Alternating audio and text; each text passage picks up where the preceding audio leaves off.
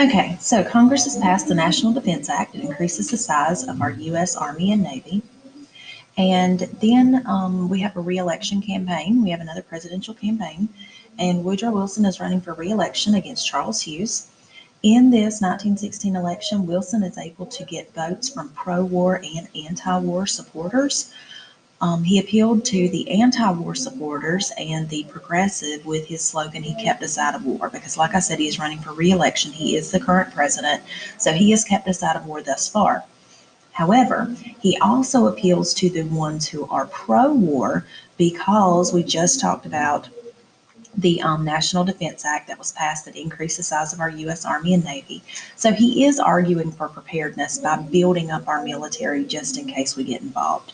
So, with that, Woodrow Wilson is going to get reelected as President of the United States with 52% of the electoral vote in 1916.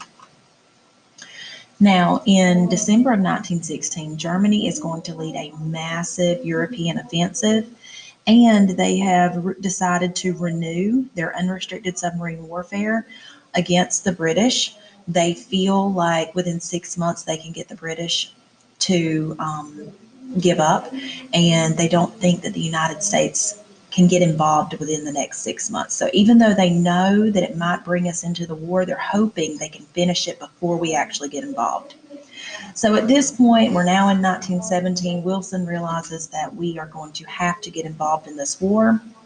Number one, the biggest reason, Germany's unrestricted submarine warfare. But two, we also are going to intercept the Zimmermann telegram. And these two things show us that we can no longer be neutral. That is impossible. We have to get involved in this war. Now, what the Zimmermann telegram is this is a document that we intercepted. It was written by Arthur Zimmermann, and he is Germany's foreign minister. And this is the telegram he sends to Mexico. We intend to begin on the 1st of February unrestricted submarine warfare. We shall endeavor, in spite of this, to keep the United States of America neutral. In the event of this not succeeding, we make Mexico a proposal of alliance on the following basis. So they are trying to get Mexico to agree to an alliance with them if we enter the war. So here are their terms: make war together, make peace together. Generous financial support and an understanding on our part that Mexico is to reconquer the lost territory in Texas, New Mexico, and Arizona. The settlement in detail is left to you. You will inform the President of the above most secretly as soon as the outbreak of the war with the United States of America is certain. So, what you need to get out of this is Germany is telling Mexico we need to ally ourselves together. And if you will help us fight the United States, if the United States gets involved, we are going to help you get back that land in the United States that you lost: Texas, New Mexico, Arizona.